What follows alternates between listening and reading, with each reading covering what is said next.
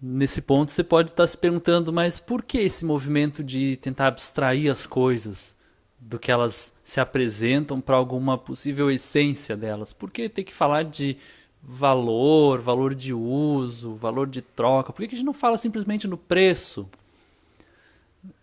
E para que ter que complicar, dizer que isso é devido a um trabalho socialmente necessário? Bom, tenho que informar que o entendimento do capitalismo é um entendimento de algo que ele é uma força que vai para além dos, vamos dizer, do somatório dos indivíduos. É como se fosse um organismo maior e esse organismo todo ele funciona por leis próprias que não são as mesmas leis que operam no funcionamento das relações individuais. Nas relações individuais a gente pode ver o preço como aparência. Ah, eu vou aumentar meu preço, vou diminuir, ah, não deu, tudo bem, ah, consegui um preço bom. E essas coisas a gente vê no campo aparente. Mas o que Marx começa a nos mostrar, na verdade, a partir de uma investigação muito grande, antes de chegar nesses conceitos, é que existe um motor, uma coisa funcionando é, que, que vai para além dessas relações vistas do ponto de vista individual. A gente tem que lembrar que a gente está numa época, né, 1850 mais ou menos, onde muitas outras coisas também invisíveis vão sendo cogitadas pela ciência, que vão tirando do ser humano aquela noção de que o ser humano é o centro do universo, que, por exemplo, a percepção humana então seria o centro a partir do qual se entenderia todas as coisas.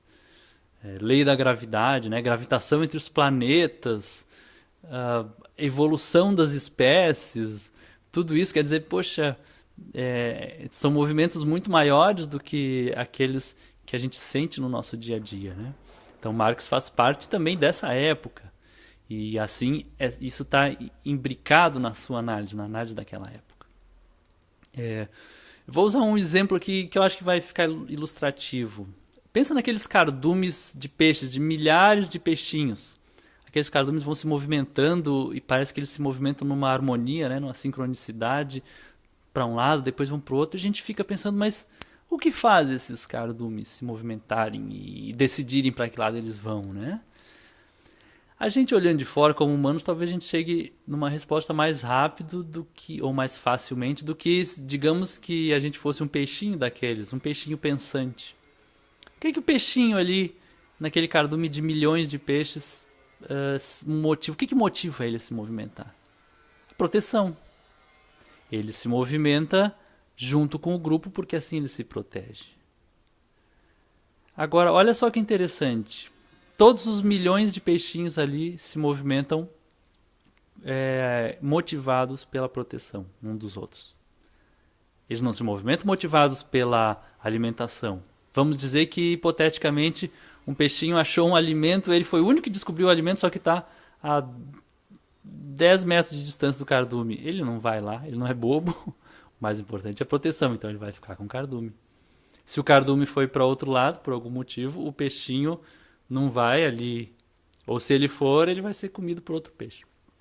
Então vamos aceitar que todos os peixes, na aparência, todos os peixes, não é na aparência, eles se movem individualmente buscando proteção uns com os outros. Mas o que move o cardume é outra coisa.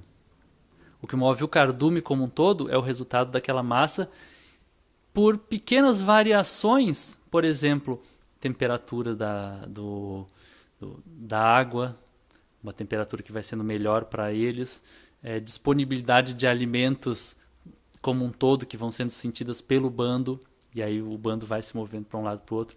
Movimentos bruscos e grandes no ambiente, que fazem com que os cardumes se desviem. Então, observe que, mesmo que individualmente todos eles estejam movidos apenas por proteção, o conjunto ele também se move por outras leis. E isso também ilustra como é que funciona na sociedade. Individualmente eu produzo uma mercadoria, ou uma empresa individualmente também, por exemplo, hoje, mas se produz, aí pensa no preço, olha o preço médio, estabelece, eu quero ganhar um lucrinho, vou pagar tanto para os funcionários e tal. Mas o movimento todo capitalista ele também envolve outras leis que não são aprendidas observando essas aparências individuais. Por isso que é importante fazer esse exercício que eu estou tentando fazer aqui, vou fazer ao longo de vários vídeos, então vai se preparando. É bom já ir se acostumando com esse trabalho de abstração, porque ele vai permitir entender um pouco, sair um pouco do senso comum que a gente pensa do capitalismo. A gente acha que o capitalismo simplesmente não tem nada de diferente de outras sociedades ou de outros modos de produção econômica da história. O capitalismo é simplesmente o interesse das pessoas de comprar e vender e ter um lucrinho, né? No fundo, o interesse individual é esse. Assim como o interesse do peixinho no cardume é se proteger, o interesse do agente econômico é vender um pouquinho mais caro para ter um lucro. Mas isso é só aparência. E aí, o que Marx vai nos mostrar, depois de um imenso trabalho, e que eu vou procurar ir demonstrando bem passo a passo aqui, é que não, tem outras leis que movem o capitalismo como um todo, e das quais tanto capitalistas quanto os trabalhadores são peixinhos que vão seguindo essas leis. Agora, essas leis não são fixas, elas também vão produzindo contradições nesse próprio sistema que levam o sistema às suas dificuldades, levou à sua maturidade, leva também à sua ruína ao mesmo tempo, as duas coisas. E nesse movimento ele vai se transformando. Esse cardume também se transforma, ele não só vai aumentando de tamanho. Ele se transforma e captar essa transformação para saber os próximos passos, como agir, é parte do pensamento marxista em direção ao comunismo.